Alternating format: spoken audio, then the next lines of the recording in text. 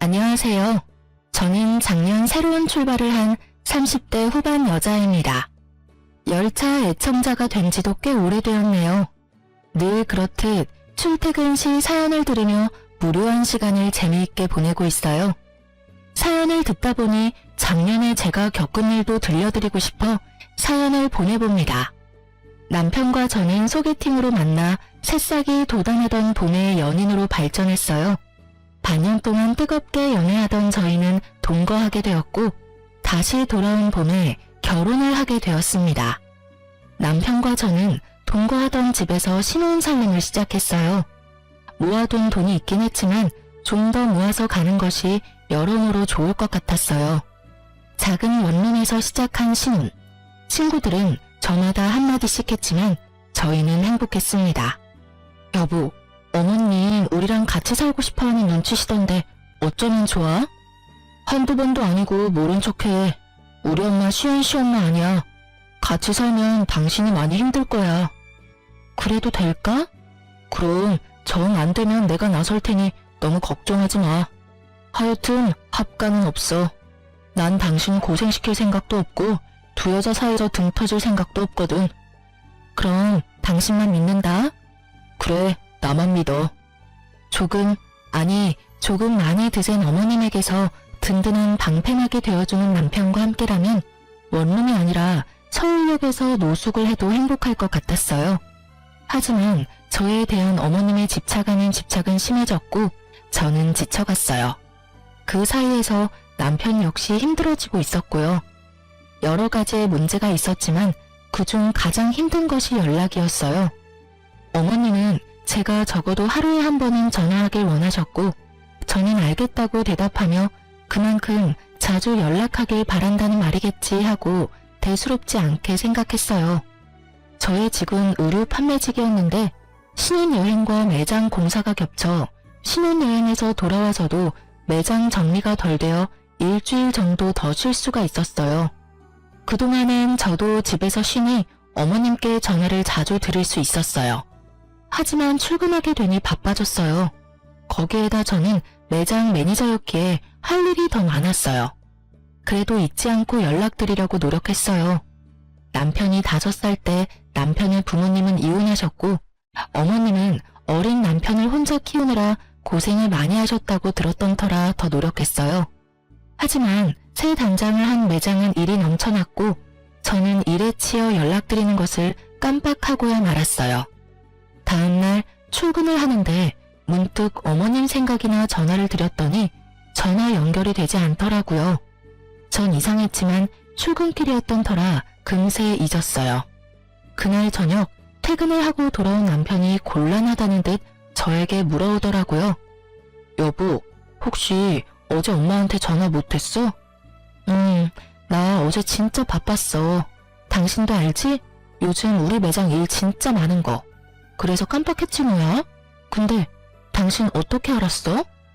엄마한테 전화 왔더라고. 좀 토라진 것 같아.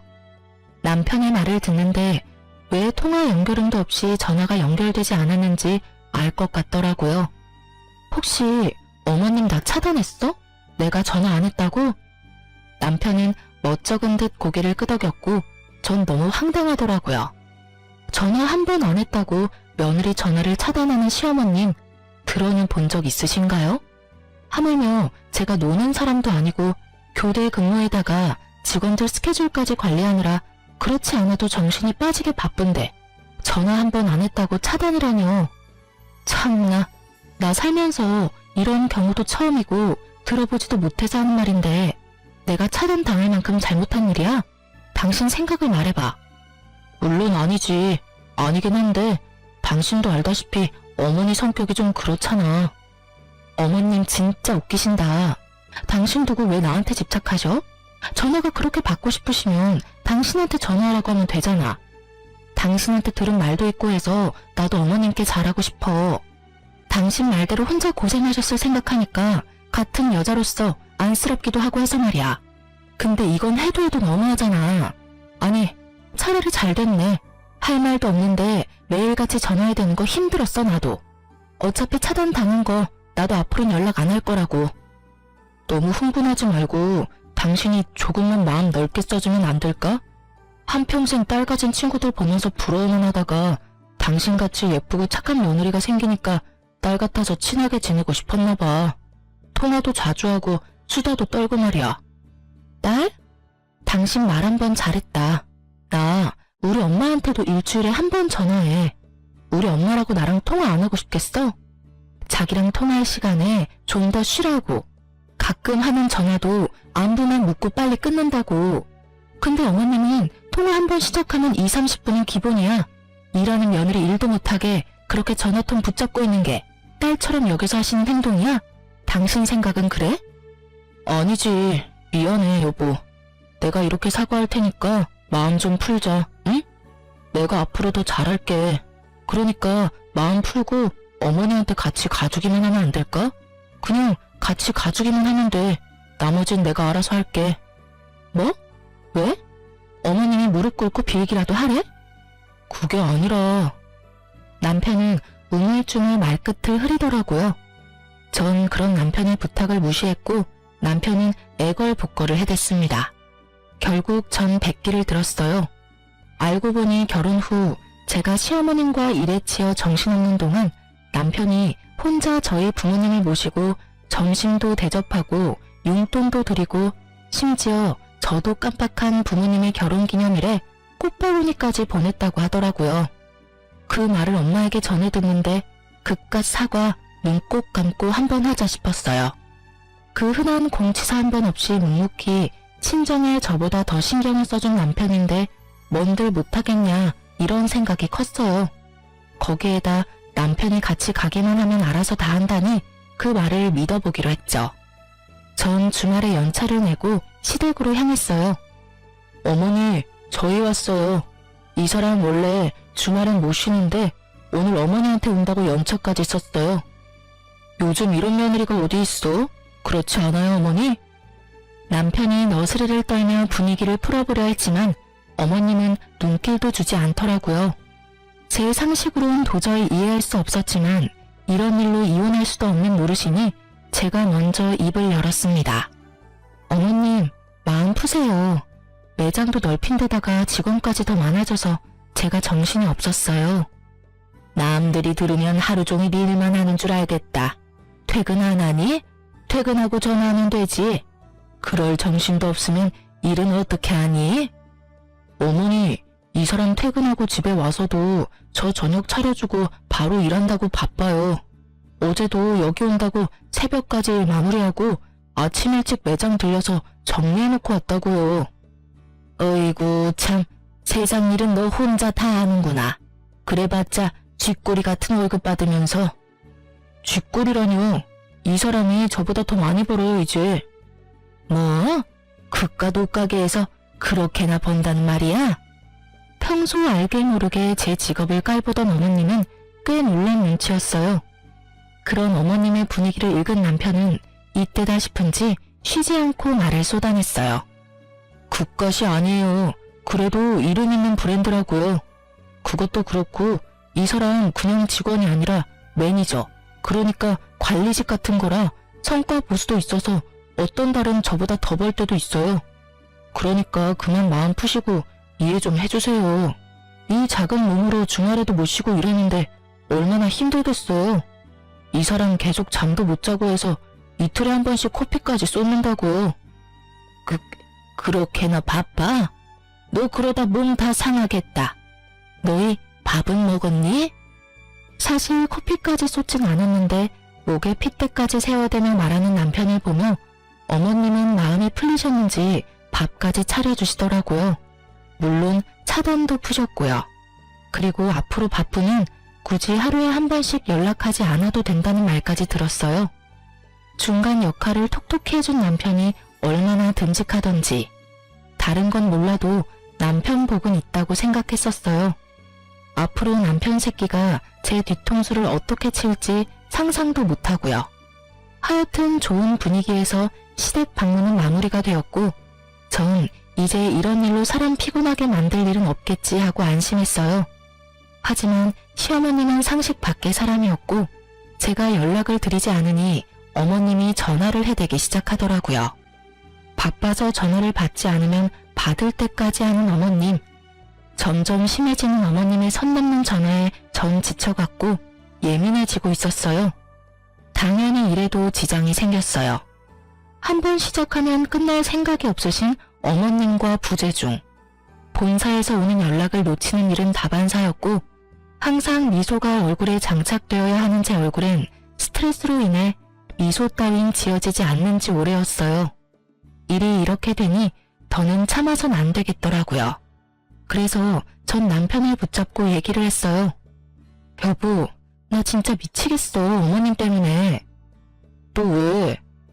본론은 시작도 안 했는데 남편도 지긋지긋한지 말에 날이 서 있더라고요. 저는 그런 남편의 모습에 더욱 화가 치솟았습니다. 또 왜? 몰라서 물어? 아, 당신은 모르겠다. 우리 부모님은 사회 불편할까봐 전화 한 통 하시는 일이 없으니까 말이야. 무슨 말이 하고 싶어서 이래? 내가 무슨 말을 하고 싶은지는 당신이 더 잘 알잖아. 어머님, 진짜 해도 해도 너무 하시는 거 아니야? 출근해서 일하고 있는 시간인 거 뻔히 다 아시면서 통화 시작했다 하면 끊을 생각도 없이 쓸데없는 말만 하신다고. 쓸데없는 말이라니? 당신은 무슨 말을 그렇게 해? 그럼 옆집 개가 임신을 했는데 그 아빠가 누구인지, 옆집 아주머니는 무거운 짐을 들다가 허리가 삐끗했는데 수술해야 할지 그냥 한의원을 다녀야 할지 등등. 이게 쓸데있는 말이야 그럼? 적적하시니까 그러시겠지. 적적하면 당신한테 전화하라고 해. 그럼 되겠네. 알겠어. 알겠으니까 그만 좀 해. 하루 이틀도 아니고 나도 미치겠어. 그런 식으로 얼렁뚱땅 넘어갈 생각하지 말고 당신이 어떻게 좀 해. 이러다 진짜 나 미치는 꼴 보기 싫으면 말이야. 전화를 안 받으면 바쁜가 보다 하고 그만하셔야지. 받을 때까지 하시는 게 상식적으로 말이 돼? 일하는 거 다 아시면서. 그러면서 전화 안 받으니까 걱정되어서 그랬다고 하시는데 내 생각엔 그건 걱정이 아니라 거의 집착이라고. 아니면 나 골탕 먹이려고 그러시거나. 그만 좀 해. 적당히 하라고. 내가 내일 전화해서 며느리가 어머니 때문에 미치기 직전이니까 전화 좀 그만하라고 할 테니까 그만해. 뭐? 당신이 그렇게 말하면 내가 뭐가 돼? 그럼 나더러 도대체 어쩌라는 거야? 가만 있으면 가만 있다고 난리고 전화한다고 해도 이 난리고.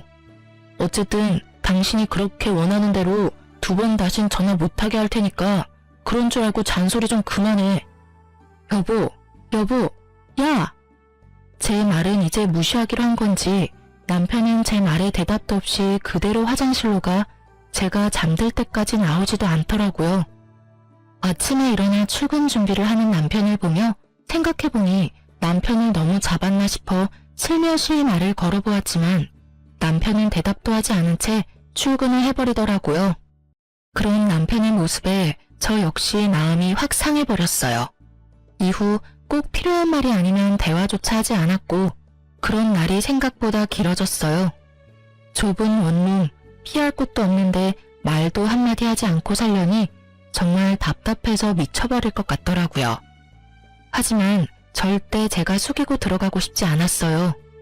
일전엔 남편이 워낙 저자세로 나오며 저를 이해해주려 노력했기에 좋은 게 좋은 거라고 참고 넘어갔지만 이번엔 제가 먼저 화해의 손을 내밀었는데도 불구하고 저딴 식으로 나오니 저도 화가 많이 났었거든요. 시어머님의 연락도 없으니 꼭 해야 할 말도 없었고요. 답답한 것만 빼면 조용한 그 일상이 좋았어요. 하지만 그것도 오래 가진 않았죠. 모처럼 쉬는 날이었어요. 마침 먹을 것이 뚝 떨어진 터라 장도 보고 청소도 하며 시간을 보내고 있었어요. 그때 시어머님께 전화가 오더라고요. 네, 어머님. 그래, 잘 지내고 있니? 네, 잘 지내고 있어요. 오늘 쉬는 날이라서 반찬도 좀 하고 청소도 좀 했어요. 어머님은 잘 지내시죠? 혼자 사는 노인네가 똑같지 뭐. 다름이 아니라 나 집 내놨다. 집이요? 어머님 처음 장만하신 집이라고 한평생 사실 거라고 하셨잖아요. 무슨 일 있으세요? 그게 아니라 이 집 팔고 너희랑 같이 살려고. 어머님 말씀을 듣고 있는데 누가 뒤통수를 망치로 내려친 것처럼 멍하더라고요. 우리 집이 넓은 것도 아니고 원룸에 사는데 어떻게 같이 사시려는 건지. 아니, 집이 넓다 하더라도 한번 물어보시지도 않고 혼자 그런 결정을 내리는 건지 이해가 되지 않아 말이 나오지 않더라고요. 너무 당황하기도 했고요. 예, 내 말 듣고 있니? 아, 네. 듣고 있어요. 저희랑 같이 사신다고요? 그래, 시세보다 싸게 내놔서 아마 금방 팔릴 거다. 어머님, 저희 원룸 사는 거 잊으신 거 아니죠? 남편이랑 저랑 회사도 가깝고 돈 좀 더 모아서 대출 조금이라도 덜 내고 이사 가려고 아직 원룸 살고 있잖아요. 내가 치매라도 걸린 줄 아니? 뭐 그렇게 설명하고 있니? 너희 원룸 사는 거 나도 다 안다. 그런데 어떻게 같이 살아요? 저희 둘 살기도 좁은데요. 내가 그래서 집을 내놓은 거야. 집 한 돈에 너희 모아둔 돈 꽤 되지? 그거 합치면 지금 내가 사는 집보다 큰 집 살 수 있을 게야. 그럼 대출할 필요도 없고 집도 넓어지고 혼자 있는 내 걱정도 할 필요 없으니 여러모로 얼마나 좋니? 그럼 그런 줄 알고 너희도 이사할 준비나 하려무나. 볼일을 마치신 어머님은 제 대답은 필요도 없다는 듯 전화를 끊어버리셨어요. 길지도 않은 통화에 너무 충격적인 내용이 많아서 전 멍하니 휴대전화를 보며 서 있었어요. 하나 둘 머릿속 정리가 끝나고 합가해야 한다는 결론에 도달했을 때 전 남편에게 전화를 걸어 할 말이 있으니 빨리 들어오라는 말을 하고 전화를 끊었어요. 그나마 다행스러운 건 남편도 어머님을 모시고 사는 건 반대했었다는 것이었어요. 그날 저녁 남편은 퇴근을 하고 돌아왔고 여전히 남편의 얼굴은 어두웠어요. 무슨 일인데? 표정만큼 말투도 어두웠지만 전 더는 큰 싸움으로 키우고 싶지 않아 오르는 화를 꾹 누르고 최대한 상냥하게 말하려고 했었습니다. 어머님 오늘 전화하셨는데 집 내놓으셨대. 우리랑 같이 사시려고 그러셨다는데 당신 생각은 어때? 당신도 반대하지? 예전에 같이 안 살 거라고 나한테 모르는 척하라고 그랬었잖아. 그렇지? 그래? 나한텐 별말 없으시던데. 아, 어머니랑 아버지 다시 합치신다고 하시던데 그래서 그러시나 보다. 아버님이랑 어머님이 다시 합치신다니? 그게 무슨 말이야? 당신만 가끔 아버님 만나는 거 아니었어? 어머님도 만나고 계셨던 거야? 아니, 최근에 만나셨나 봐. 아버지가 어머니한테 연락했는데 어머니도 나 장가가고 적적하셨는지 가끔 만나시다가 다시 합치기로 하셨나 봐. 아버지 몸도 요즘 안 좋으셔서 어머니도 걱정되셨겠지 뭐. 여러모로 잘된 일이지. 새로 추가된 사실에 저도 모르게 언성이 올라갔어요. 여러모로 잘된 일? 당신 진짜 그렇게 생각해? 그럼 두 분이 오순도순 같이 사시면 되지. 우리까지 왜 같이 살지? 그거야 나랑 아버지는 함께 살지 못했으니까 이제라도 같이 살고 싶으신가 보지. 며느리도 생겼으니 더 함께하고 싶으시겠지. 아닌가? 어쩌면 어머니 뜻일 수도 있겠다. 예전부터 우리 어머니 당신이랑 살고 싶어 했잖아. 아버지도 아프시니까 뭐 어머니 뜻이겠다. 그렇지? 그렇지? 지금 나한테 묻는 거야? 내가 어떻게 알겠어. 그리고 아버님 아프신데 내가 왜 같이 살아야 하는 거야? 나한테 지금 이 상황에 아버님 병수발까지 들어라 이 뜻이야? 병수발? 넌 무슨 말을 그렇게 해. 우리 아버지가 먼저 누우신 것도 아니고 병수발이라니. 말이 좀 심한 거 아니야? 심하기는? 웃기고 있네 진짜. 지금 돌아가는 상황이 그렇잖아. 내가 바본 줄 알아? 갑자기 등장한 아버님은 아프시고 갑자기 집을 파신다는 어머님은 한마디 묻지도 따지지도 않고 같이 살자 통보하고 끊으시고. 이런 상황에서 내가 어떤 생각을 할 수 있는데? 당신이 입장 바꿔서 생각해봐. 다른 생각이 드는지 말이야. 꼭 그렇게 따지고 들어야겠어? 당신 말대로 그렇다고 치자. 그러면 좀 모시고 살아주면 되잖아. 부모님이 한평생 사는 것도 아니고 기껏해야 몇 년 모시고 다시 분가하면 되지. 그것도 못해줘? 나랑 아버지 30년 가까이 떨어져 살다가 이제 다시 같이 살게 됐어. 그럼 나랑 아버지가 넌 불쌍하지도 않아? 심지어 아프시다잖아. 이런 상황에 넌 안쓰러운 마음보다 병수발 들 걱정이 앞서는 거야? 너 이런 사람이었어? 왜 이렇게 이기적이야? 당신 무슨 말을 그렇게 해? 지금 이기적인 사람이 누군데? 애초에 어머님 모시지 말자고 했던 사람은 당신이었어. 잊었어? 그리고 지금 당신이 나한테 큰 소리 내면서 화낼 상황이야? 미안하다고 살살 달래줘도 모자랄 판국에 왜 당신이 나보다 더 화를 내는 거야? 당신이 사사건건 시비 걸고 넘어지는 건 생각 안 해? 시비? 이게 지금 시비라고 생각해? 아니면 뭔데 이게? 하여튼 난 부모님 모시고 살 거니까 그게 싫으면 우리 이혼해. 뭐? 우리 부모님 모시고 살 거 아니면 이혼하자고. 그런 줄 알고 잘 생각해. 난 오늘 어머니 댁 가서 잘 테니까 그런 줄 알고. 남편은 통보하고선 집을 나가버렸습니다. 아무리 요즘 둘 사이에 분위기가 좋지 않았다 하더라도 너무 변해버린 남편을 보니 충격이 크더라고요.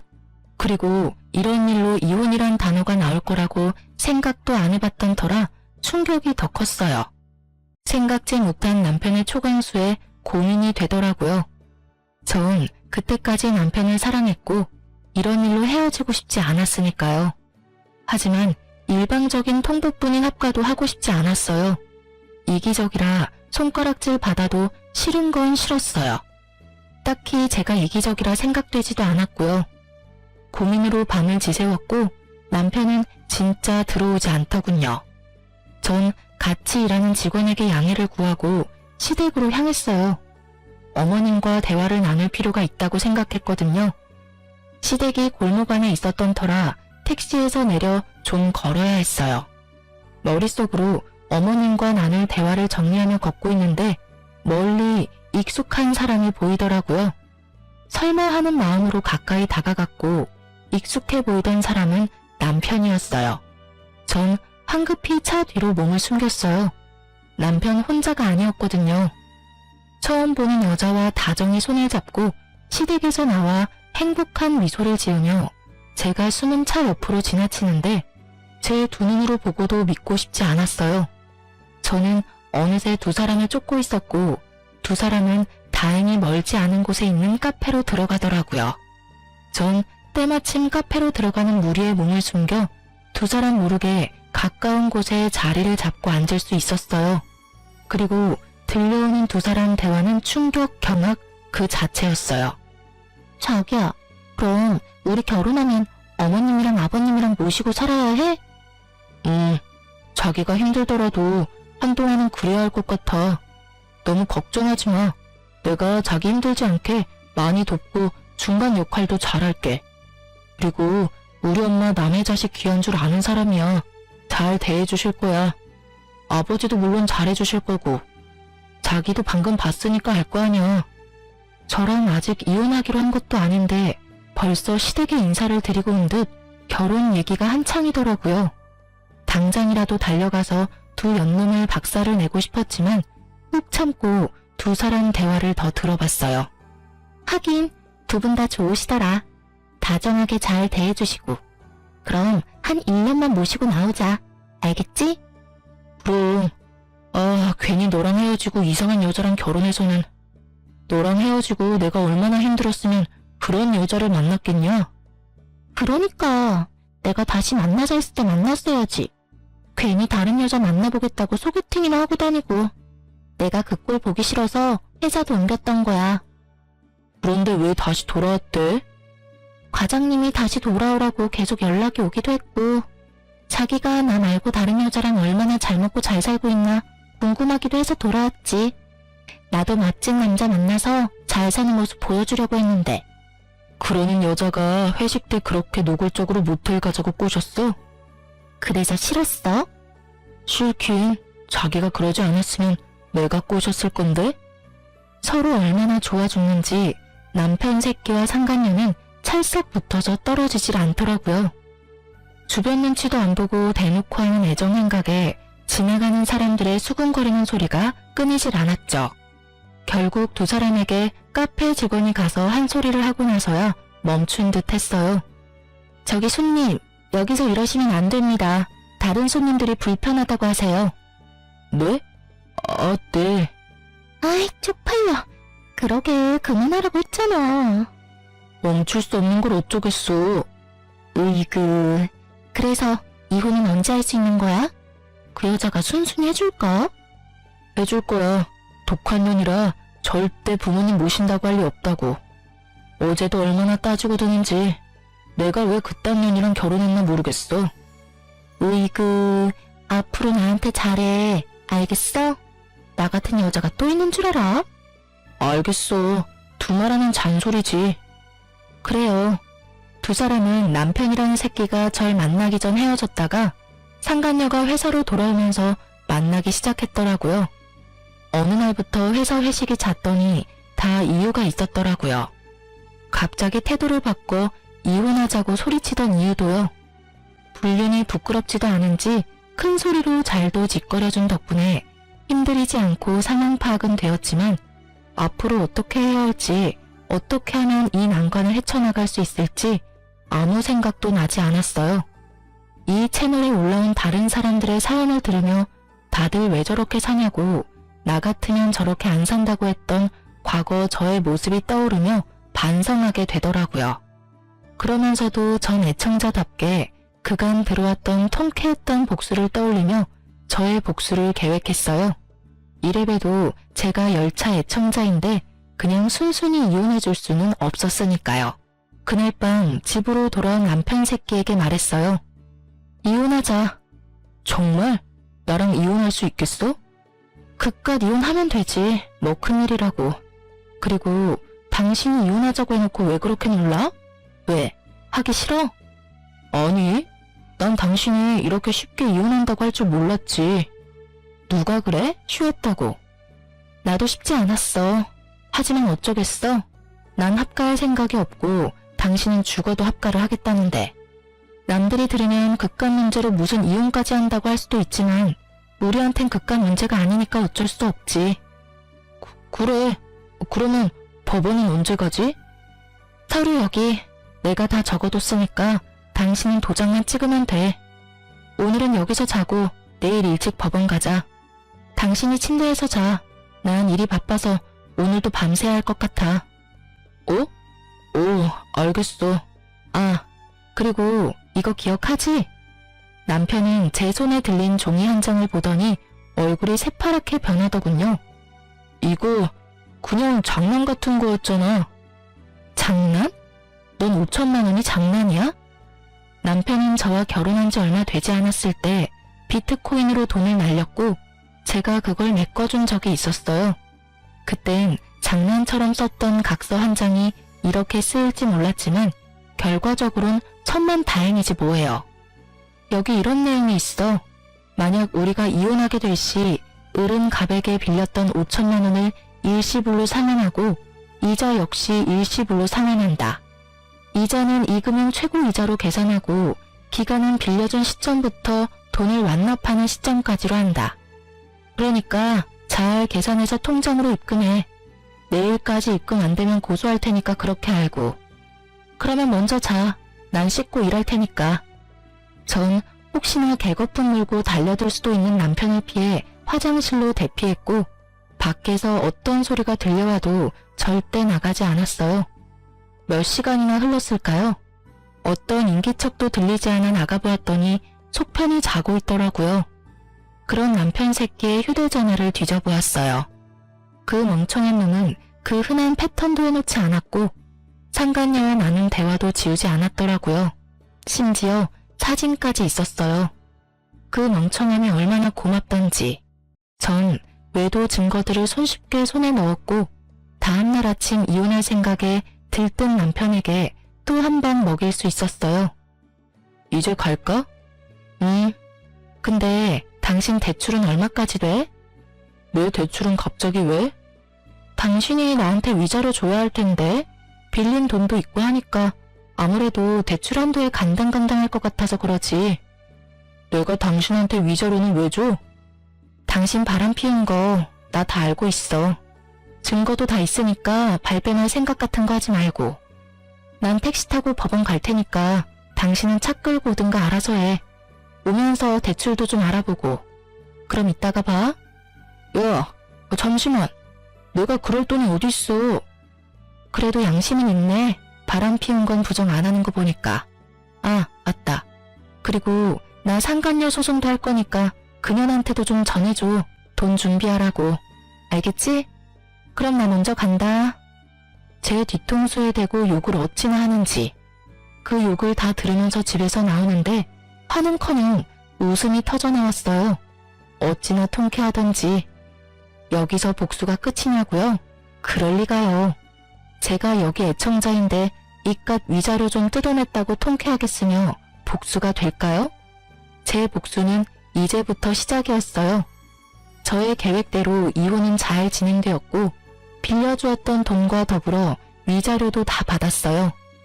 돈을 뜯긴 상간녀는 아직도 정신을 못 차리고 전 남편과 결혼하더라고요. 그 한치 앞도 보지 못하고 사랑 타령이나 해대는 것이 얼마나 고맙던지 눈물이 다 나더라고요. 빚쟁이 남편의 집착이 광층에 가까운 시모에 몸 아픈 시부까지. 지옥으로 가는 KTX를 탄 상간녀의 앞날은 보지 않아도 뻔했어요. 전 서두르지 않고 때를 기다렸습니다. 그리고 생각보다 빨리 그때가 왔어요. 두 사람이 결혼식을 하고 한 달이나 지났을까요? 전 남편한테 전화가 왔더라고요. 아직도 그날의 그 기쁨이 잊히지 않아요. 전 전화를 받았고 전 남편과 만나기로 했어요. 제가 상간녀의 존재를 처음 알았던 그 카페에서요. 오랜만이야. 많이 수척해진 전 남편은 저를 보며 드라마 남자 주인공 눈가를 하며 안부를 물어왔어요. 우리가 안부나 주고받을 사이는 아니잖아. 무슨 일이야? 본론만 말해. 그냥 요즘 힘들어서 당신 생각이 났어. 많이 보고 싶었어. 왜? 재혼 생활이 생각처럼 즐겁지 않은가 봐. 아, 힘들어 죽겠어. 어머니는 어머니대로 집사람한테 전화해야 되고 아버지는 반찬 타령, 청소 트집에 하다못해 빨래 개는 것까지 트집을 잡으시니까 집사람은 집사람대로 힘들고 나는 집사람 비위 맞춘다고 힘들고 어머니는 어떻게 해보겠는데 아버지는 편찮으시니까 엄청 예민하셔서 뭐라고 말도 못 꺼내겠어. 하루하루 미쳐버리겠어 아주. 하소연이나 하려고 나 불렀니? 나 바쁜 거 몰라? 꼭 그렇다기보단 아까 말했듯이 보고 싶어서. 그래서 하는 말인데 우리 다시 시작하면 안 될까? 나 정말 후회 많이 하고 있어. 내가 미쳤었나 봐. 어쩌다 그 여우 같은 거한테 홀려서 당신만한 여자가 또 어디 있다고. 내가 진짜 앞으로 잘할 테니까 한 번만 나 용서해주면 안 될까? 그러니까 당신 말은 그 여자랑 이혼하고 다시 나랑 결혼을 하겠다고? 나한테 바람 피운 남편도 모자라 시어머님의 시아버님까지 모시고 살아라 이거야? 아니지. 당신만 돌아온다고 하면 내가 이혼하고 분가도 하지. 당신이 부모님하고 연 끊으라고 하면 연도 끊을 수 있어. 뭐든 다 할 수 있다고. 너 진짜 상당한 쓰레기구나. 뭐? 내가 너 바람 피운 거 바로 여기 이 자리에서 알았어. 그때 네가 한 말 아직도 기억해놔. 나 같은 여자 만난 거 후회한다고, 미쳤었다고. 앞으로 정말 잘할 거라고 그렇게 얘기했었지. 이 말 어디서 많이 들은 말 같지 않아? 어? 그게 말이지. 방금 네가 나한테 한 말이랑 똑같아도 어쩜 그렇게 똑같니? 조그만 양심이라도 있다면 대사라도 바꾸지 그랬어? 하긴 양심이란 게 있는 사람이면 지금 내 앞에서 그딴 개소리나 짓거리는 일은 없었겠지. 아니, 애초에 바람 같은 걸 피지도 않았겠지. 뭐? 개소리? 너 말 다 했냐? 난 말 다 했는데 넌 덜 했냐? 설사 그렇다고 한들 난 더 듣고 싶지 않으니까 먼저 일어나 볼게. 그리고 이런 일로 다시는 연락하지 마. 나 너 목소리 듣는 것도 역겨워. 알겠어? 전 분노로 곧 죽을 듯한 전 남편을 뒤로 한 채 카페를 나왔어요. 야, 네 전 남편 곧 죽겠던데? 몰골이 저승사자랑 하이파이브하고도 남을 것 같았어. 자기 무덤 자기가 팠지 뭐. 사진은? 잘 찍었어? 당연하지. 너한테 보냈어. 확인해봐. 친구가 보내온 사진은 제법 다정하게 마주 앉은 전 남편과 제가 있더라고요. 네, 그렇습니다. 전 이 사진을 위해 오늘 전 남편을 만나러 나왔습니다. 친구에게 받은 사진을 전 상간녀에게 보내버렸고 사이가 심하게 나빠졌는지 전 남편이 제가 전화를 받지 않으니 정성스럽게 음성을 남겼더라고요. 야, 이 미친년아, 그딴 사진을 보내? 너 제정신이야? 니년 때문에 내가 얼마나 들들 볶인 줄이나 알아? 몇 날 며칠을 싸우고 있다고. 한 번만 더 이딴 짓 했다간 가만 안 둘 테니까 그런 줄 알아? 더럽기가 걸레보다도 더한 전 남편의 입담을 들으며 전 그저 웃었어요. 아직 복수가 끝나지도 않았는데 이렇게 화를 내주니 앞으로는 얼마나 더 골머리가 아프고 분노가 치솟을까 싶어서요. 전 주저없이 남편의 욕설에 대한 보답을 실행하기로 했어요. 전 남편의 회사로 두 사람의 외도로 인해 저와 이혼하게 되었다는 사실을 보내버렸거든요. 바람 피운 두 연놈이 멀쩡하게 회사 다니는 꼴을 어떻게 보고만 있겠어요? 거기에다 전 남편의 회사인 말 많기로 유명한 전시모의 친구까지 근무하셨기에 꽉 먹고 알 먹고였어요. 그 친구분은 저의 예상보다 더 빠르게 친구 사이에 소문을 쫙 내주셨고 전시모는 그렇게 자랑이 되던 아들 덕분에 친구들 사이에 얼굴도 들고 다닐 수 없는 지경에 이르렀죠. 모든 복수가 끝나 상쾌했고 통쾌한 하루하루를 보내던 어느 날 짐덩어리들을 떠안은 것도 모자라 남편의 바람까지 의심되는 상황에서 회사마저 잘려버린 상간녀가 눈이 돈채로 매장으로 찾아왔더라고요. 심상치 않은 상간녀의 모습에 저는 상간녀를 질질 끌어 매장에서 벗어났어요. 나? 이거 나! 여기 놨다. 어쩔 건데? 왜 찾아와서 이 난리야? 너 미쳤어? 회사까지 그런 걸 보내면 어쩌자는 거야? 원하는 대로 위자료 다 줬으면 됐잖아. 누가 그래? 내가 원하는 게 위자료가 끝이라고. 한 회사에서 유부남이랑 놀아날 때는 이 정도는 각오하고 만난 거 아니었어? 머리가 나쁜 거야? 생각이 없는 거야? 뭐? 이거 진짜 미친년이네? 야, 미친년은 너지. 유부남한테 미쳐가지고 남의 가정은 다 망쳐놓은 주제에 사과 한마디 없더니 뻔뻔하게 여기가 어디라고 찾아와서 이 난리야? 왜? 막상 가져보니 상상과는 달라도 너무 달랐나 봐. 네가 한 짓이 있는데 결혼만 하면 행복할 줄 알았니? 생각이 없어? 하긴 생각이 없으니까 그딴 짓을 하고 행복하길 바랬겠지. 뭐 말 다 했어? 얼굴이 터질 듯이 붉어진 상간녀는 급기야 제 뺨을 때리더니 머리채를 잡고 휘두르기 시작했어요. 저 역시 가만히 있을 수는 없었어요.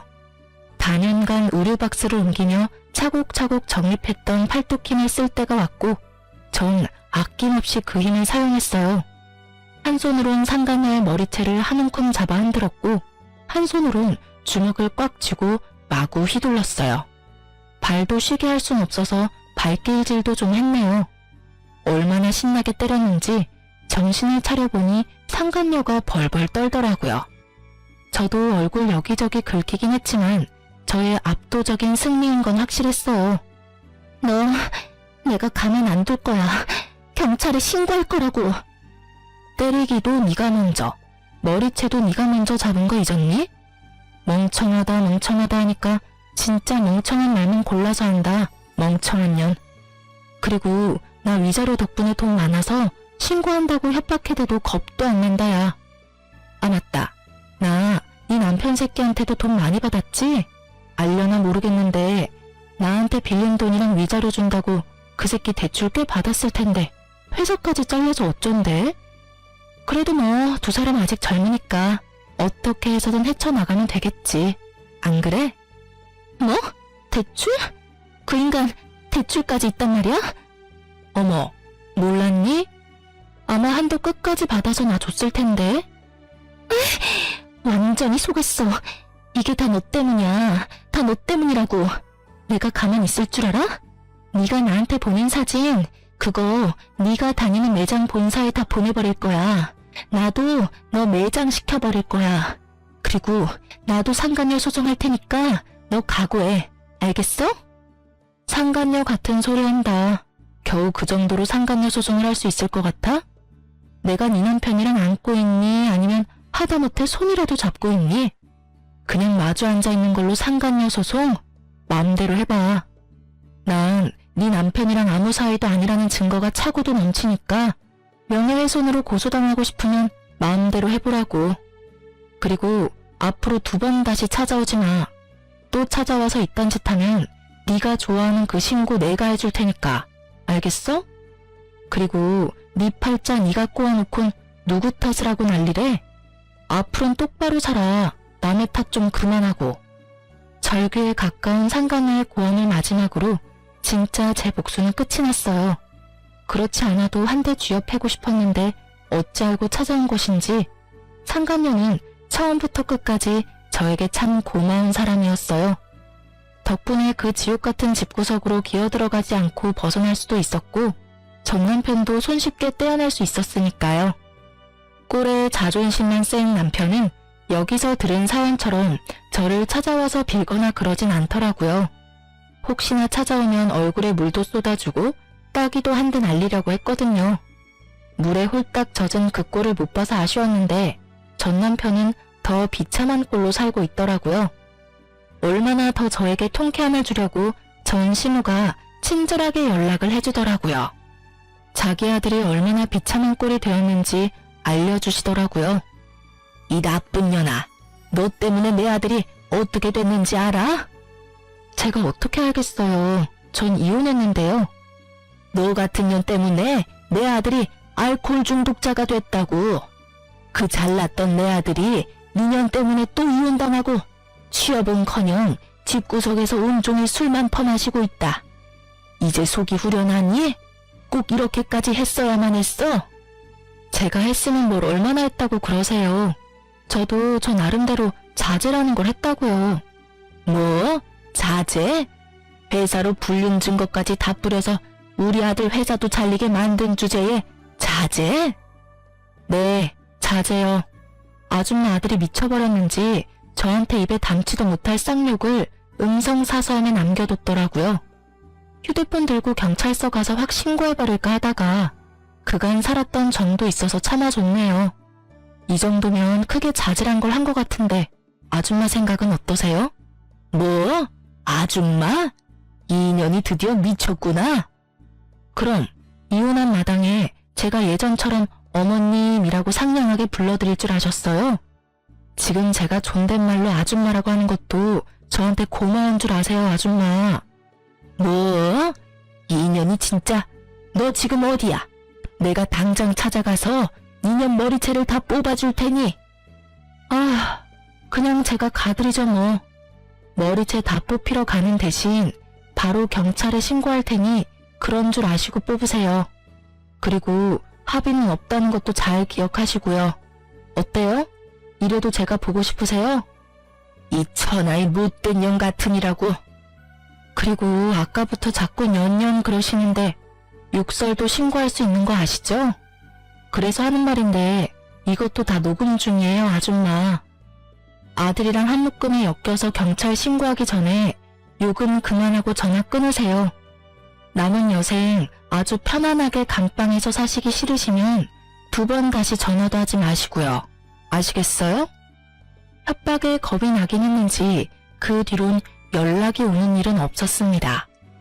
우연히 전 남편 회사 동료에게 들었는데 전 남편은 전 10월 말처럼 취업은커녕 집구석에서 술만 퍼마시는 알코올 중독자가 되었고 그런 아들을 지켜보다 건강이 더 나빠져 이젠 거동조차 못하게 된 전 시부는 누워 지낸다고 해요.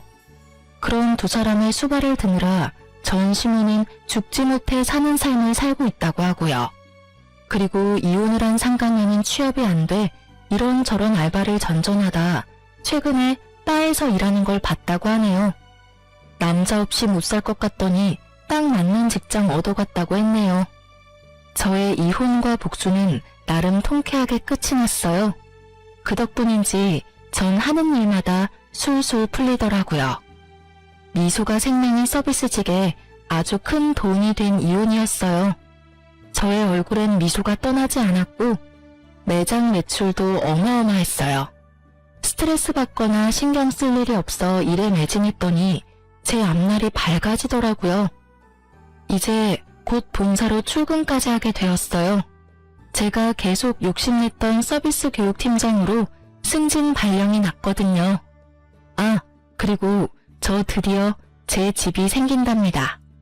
사실 남편과 사이가 좋지 않아 대화도 없을 무렵 그냥 넣어본 청약에 덜컥 당첨되어 버렸거든요. 당시엔 돈도 없고 남편과 사이도 좋지 않아 어떻게 해야 할지 고민이 많았었는데 지금 와서 생각해보면 여러모로 남편과의 이혼이 저에겐 행운이었어요. 위자료 덕분에 대출 조금만 끼면 잔금도 걱정 없으니까요. 일도 다 잘 풀리고 본사 출근 전까지 여유가 생긴 전 부모님과 가까운 해외여행이라도 가보려고 합니다. 그 좁은 원룸에서 한 푼이라도 아껴보겠다고 그간 고생이 많았던 저를 위해, 그리고 갑작스러운 저의 이혼으로 충격이 크셨던 부모님을 위해 그간 아껴왔던 돈 좀 쓰려고요. 이혼했던 당시 아빠가 했던 말이 아직 생각나네요.